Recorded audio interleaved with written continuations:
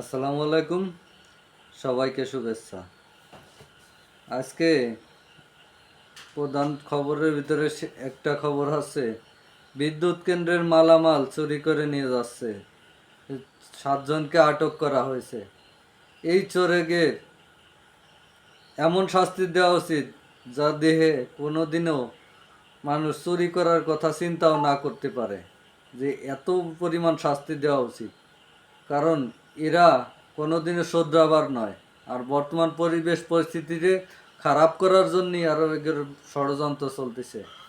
উপযুক্ত বিচার করে এদের জনসম্মুখে বিচার করা উচিত, যাতে এরা আর কোনোদিন চুরির সাহস না করে।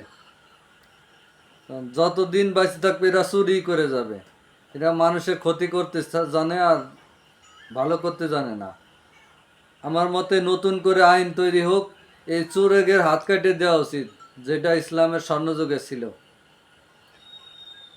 সবার প্রতি এই আকুল আবেদন যে সবাই এই ভিডিওটা শেয়ার করেন, যে চোরের উপযুক্ত শাস্তি হোক।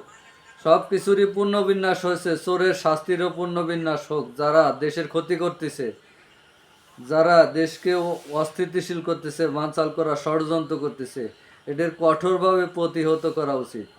আসুন আমরা দেখি সেই ভিডিওতে যে চোর কতগুলো সেই চুরি করতেছে, আর এই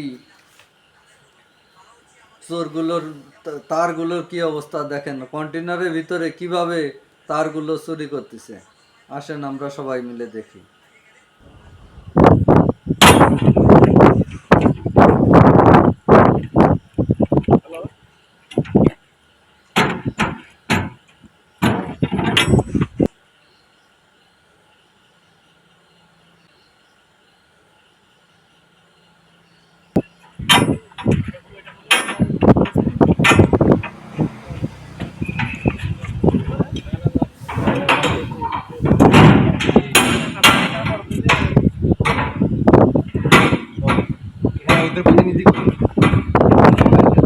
তো আপনারা দেখলেন যে চোরদের ধরার জন্য গাড়িতে আছে কোস্টগার্ড এবং ইন্ডিয়ান সদস্যরা ধরে নিয়ে গেছে।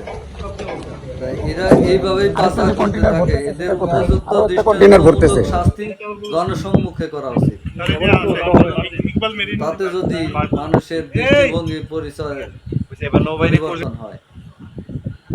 ভালো থাকবেন সবাই, আল্লাহ হাফেজ।